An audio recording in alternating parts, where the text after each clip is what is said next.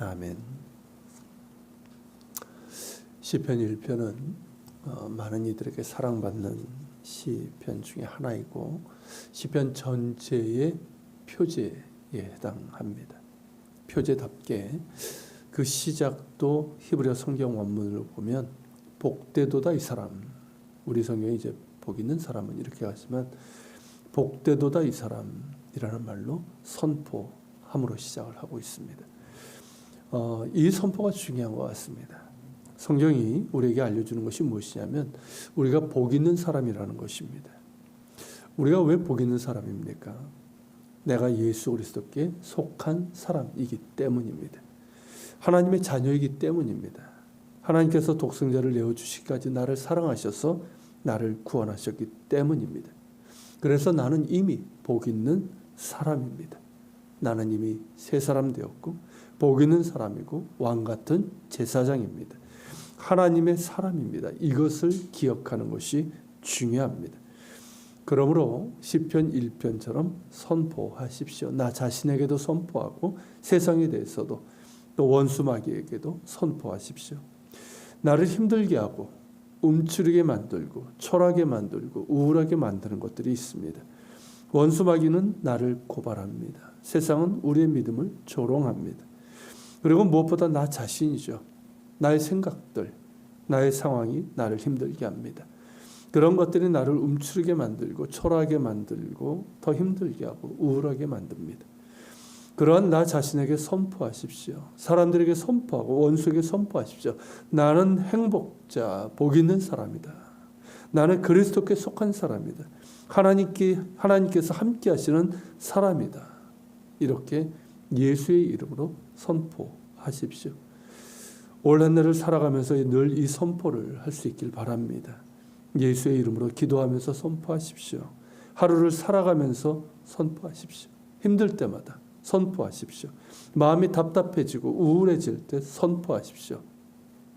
믿음은 선포입니다. 믿음은 하나님께서 이미 이루어 놓으신 일들을 기억하는 것이고 선포하는 것이고 그렇게 선포한 대로 살아가는 것입니다. 이것이 믿음이죠. 자기 신념이 아니에요. 예수 그리스도께서 십자가를 통해서 이미 이루신 일들을 인정하고 선포하고 그 선포한 대로 믿음대로 살아가는 것입니다. 그러한 믿음의 선포에는 힘이 있습니다. 악한 권세를 결박하는 힘이 있습니다. 모든 우울함과 답답함과 악한 막힌 것들을 몰아내고 돌파하는 능력이 있습니다. 믿음으로 선포하십시오. 예수의 이름으로 선포하십시오. 나는 복 있는 사람입니다. 복 있는 사람은 자신이 어디에 속해 있는지를 압니다. 5절에서 죄인들이 의인들의 모임에 들지 못하리라고 했는데 복 있는 사람은 자신이 어디에 있다? 의인들의 모임에 속해 있음을 압니다. 의인이란 나 스스로 의롭게 된 것이 아니라 예수 그리스도의 은혜를 믿음으로 하나님께서 의롭다고 인정해 주시는 의를 말합니다. 그러니까 하나님께서 주신 의로움이고 하나님의 은혜를 믿음으로 의롭게 되는 이신 칭인 것이죠. 하나님의 은혜로 나는 이미 의롭게 되었습니다. 나는 의인입니다. 그러므로 복 있는 사람은 하나님의 은혜를 귀하게 여깁니다. 하나님의 은혜가 나를 의롭게 하고 새롭게 하셨기 때문입니다. 예수 그리스도의 은혜가 날마다 나를 새롭게 하고 위로하시고 힘을 주시기 때문입니다. 나의 나된 것은 오직 하나님의 은혜이고 나를 살게 하는 것도 오직 하나님의 은혜입니다. 복 있는 사람은 이 은혜를 귀하게 여기며 또한 사모합니다. 그래서 복 있는 사람의 다른 이름은 의인이고 하나님의 은혜를 아는 사람입니다. 기억하십시오. 나는 의인입니다. 하나님의 은혜로 이미 의롭게 된 사람입니다. 그러므로 내가 있어야 될 자리는 은혜의 자리입니다. 의인의 자리인 것이죠. 즉 복 있는 사람은 자신이 있어야 될 자리를 그리고 자신이 있어서는 안 될 자리를 아는 사람입니다. 복 있는 사람이 있어서는 안 될 자리가 뭡니까? 1절에서 보도 세 가지죠. 악인들의 꾀는 악한 자들의 생각, 계획을 말합니다. 악한 자들의 생각, 계획을 듣고 있다 보면 어떨까요? 굉장히 달콤하고 좋아 보이고 그러면 될 것 같습니다. 사기꾼들의 말이 그러하고 에덴 동산에서의 뱀의 말이 그러지 않았습니까? 말을 듣고 있다 보니까 보암직도 하고 먹음직도 하고 지혜롭게 할 만큼 탐스럽게 보였습니다. 그러니까 넘어갑니다. 그러나 그들의 생각은 악하게 낭패를 보고 화를 당합니다. 그러나 복 있는 사람은 그러한 악한 자들의 생각이나 계획을 분별할 줄 알고 따르지 않습니다. 그들의 악한 생각이나 계획을 듣는 것은 복 있는 사람의 자리가 아닙니다. 죄인들의 길이 있습니다. 그 길은 하나님의 뜻과는 반대되는 길입니다. 불신의 길이고 불순종의 길이고 탐욕과 음란의 길입니다. 이 길은 결코 복 있는 자의 길이 아닙니다. 그러기에 복 있는 사람은 그 길에 서 있지 않습니다. 오만한 자들의 자리가 있습니다. 자기의 부와 권력 그런 것들을 가지고 거들먹거리고 교만을 떠는 사람들입니다. 탐욕의 자리고 음란의 자리고 교만의 자리입니다. 그런 자리에 왜 앉아 있습니까? 뭘 얻어먹겠다고? 복 있는 사람은 그런 자리에 있지 않습니다. 그가 있을 자리가 아닙니다. 그러기에 그런 자리에 앉아 있지 않습니다. 이런 것들은 결코 애매하지 않습니다. 능히 분별할 수 있습니다. 그럼에도 불구하고 많은 그리스도인들이 왜 악인들의 꾀를 따르는 걸까요? 왜 자꾸 죄인들의 길에 서는 걸까요? 왜 자꾸 오만한 자들의 자리에 그 잔치상에 기웃거리는 걸까요? 아직 복 있는 사람의 자리가 확고하지 않아서입니다. 나는 이미 하나님의 사람, 그리스도께 속한 복 있는 사람임에도 불구하고 복 있는 사람으로서의 삶의 자리가 확고하지 않은 겁니다. 그러니 여전히 악인들의 꾀가 좋게 들립니다.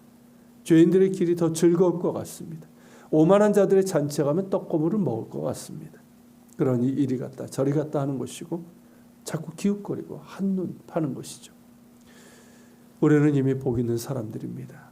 그러기에 복 있는 사람으로서의 삶의 자리가 확고해야 합니다. 내가 있어야 될 자리가 분명해야 됩니다. 내가 있어야 될 자리는 복 있는 사람으로서의 삶의 자리입니다. 거기 있어야 됩니다. 그것이 뭘까요? 2절 3절이 그것을 보여주고 있죠. 오직 여호와의 율법을 즐거워하여 그의 율법을 주야로 묵상하는도다. 그는 시냇가에 심은 나무가 철을 따라 열매를 맺으며 그 잎사이가 마르지 아니함 같으니 그가 하는 모든 일이 다 형통하리로다. 이거죠. 이것이 나를 복 있는 사람으로서의 삶의 자리를 확고하게 해주는 것이고 내가 있어야 될 자리입니다. 첫째는 하나님과의 관계입니다. 복 있는 사람의 삶의 자리는 하나님과 관계하는 자리입니다. 이미 예수 그리스도를 통해서 하나님과 관계를 맺은 사람답게 더욱 하나님과 관계를 깊고 친밀하게 가꾸어 나가야 합니다. 성경에서 말하는 복이 두 가지가 있습니다. 첫째는 이제 우리말로 이제 축복이라고 번역된 이 히브리어로 이제 브라카라고 하는 건데 이 복은 관계의 복입니다. 하나님과의 관계에서 주어지는 복이에요. 하나님과 관계를 맺은 사람에게 주시는 복이고 하나님과의 관계가 깊어지고 친밀할 때 더욱더 풍성하게 주시는 복입니다. 복 있는 사람이 있어야 될 삶의 자리는 하나님과 관계하는 자리입니다. 곧 예배의 자리이고 말씀의 자리이고 기도의 자리이고 거룩의 자리이며 순종의 자리이고 섬김의 자리입니다. 예수 그리스도를 닮아가는 자리죠. 그 자리에 있어야 됩니다. 그 자리에서 하나님과 더욱 깊고 친밀한 관계를 맺어 가십시오. 그럴 때 하나님께서 주시는 크신 축복이 임하게 될 것이고 나는 복 있는 자로서의 삶을 살아갈 수 있는 힘을 얻게 될 것입니다. 두 번째 복은 우리말로 이제 지복, 한자죠. 지복. 그러니까 히브리어는 오셰르라고 하는 건데 시편 1편 1절에 사용된 단어이고 예수님께서 마태복음 5장에서 팔복을 말씀하실 때도 사용됐던 단어입니다. 그러니까 지복, 최고의 복을 말합니다. 근데 이 복은 뭐냐면 우리가 얘기하는 팔복, 우리나라는 오복이죠. 칠복 이런 것이 아니라 방향의 복, 태도의 복이에요. 그러니까 이 복은 하나님의 은혜로 복 있는 자가 된 사람이 정말 복 있는 자로서 살아가는 삶의 방향, 삶의 태도를 말하는 겁니다. 하나님의 은혜로 복 있는 사람이 되었는데 그 살아가는 삶의 방향과 태도가 여전히 악인들의 꾀를 따르고 죄인들의 길에 서고 오만한 자들의 자리에 기웃거리고 있다면 이건 복 있는 사람의 모습이 아닙니다. 복 있는 사람은 그에 합당한 삶의 태도, 삶의 방향이 있습니다. 이것이 팔복이고 시편 1편에서는 하나님의 율법을 즐거워하며 묵상하는 가운데 열매 맺어가는 것이라고 말씀하고 있습니다. 왜 하나님의 율법을 즐거워하며 묵상하는 것이 관련이 있을까요? 하나님의 말씀에는 복 있는 사람의 삶의 방향과 태도에 대한 것들이 가득 차 있기 때문입니다. 성경에는 하나님을 아는 지식이 있습니다. 그리스도를 아는 지식이 있습니다. 더불어 하나님의 백성으로서, 즉 복 있는 사람으로서 어떠한 믿음과 어떠한 삶의 태도를 그리고 방향을 가지고 살아가야 하는지에 대한 지혜가 담겨져 있습니다. 그러기에 복 있는 사람은 하나님의 말씀을 즐거워하며 지혜로 묵상합니다. 그러면서 말씀에 따라 살아가고 말씀이 보여주는 삶의 방향으로 나아가는 것이죠. 그러니 어떠합니까? 시냇가에 심은 나무가 철에 따라 열매를 맺으며 그 잎사귀가 마르지 아니하는 것 같은 은혜가 임하게 되는 것이죠. 영적인 충만함과 삶의 풍성한 열매를 맺게 되는 것입니다. 그가 하는 모든 일이 다 형통하리로다. 하나님께서 기뻐하시는 길로 가니 형통함도 있는 것이죠. 하나님께서 친히 그 길을 인도해 주시는 겁니다. 나는 행복자, 복 있는 사람입니다. 기억하시고 선포하십시오. 그리고 복 있는 사람으로서의 삶의 자리를 확고하게 만들어 가시길 바랍니다. 의인의 자리에 있으십시오. 하나님과 관계하는 자리에 계십시오. 하나님과 더욱 친밀한 관계를 가꾸어 가십시오. 하나님의 말씀을 즐거워하며 가까이 하십시오. 말씀이 깨닫게 하시고 보여주시는 그 방향으로 나아가십시오. 이것이 복 있는 사람이 있어야 될 삶의 자리이고 올해 한 해를 살아가는 우리 모두의 삶의 자리가 될 수 있기를 소망합니다. 같이 기도합시다. 주님, 한 해가 시작되면 사람들은 복을 말합니다. 새해 복 많이 받으라고. 그리고 복 받기를 원합니다. 그런데 진정한 복이 무엇인 줄 모릅니다. 그러니 그저 눈에 보이는 것, 세상의 것들에 목을 메고 그것들을 잡으려고 발버둥을 칩니다. 그러나 주님, 오늘 말씀처럼 우리는 이미 복 있는 사람임을 기억하게 해 주옵소서. 하나님의 사랑을 받은 그리스도의 사람이요, 하나님의 사람으로서 왕같은 제사장으로서 복 있는 사람임을 늘 기억하며 나 자신에 대해, 세상에 대해, 또 나를 고발하는 원수마귀 사탄에 대해서 선포하게 하여 주시고 복 있는 사람의 삶의 자리, 의인의 자리에 있게 하시고 하나님과 더욱더 친밀한 관계를 맺고 하나님께서 기뻐하시는, 또 말씀이 깨닫게 하시고 보여주시는 그 삶의 방향, 그 삶의 태도가 있게 하여 주옵소서. 우리 말씀을 기억하며 기도하며 주님 앞에 나아갑시다.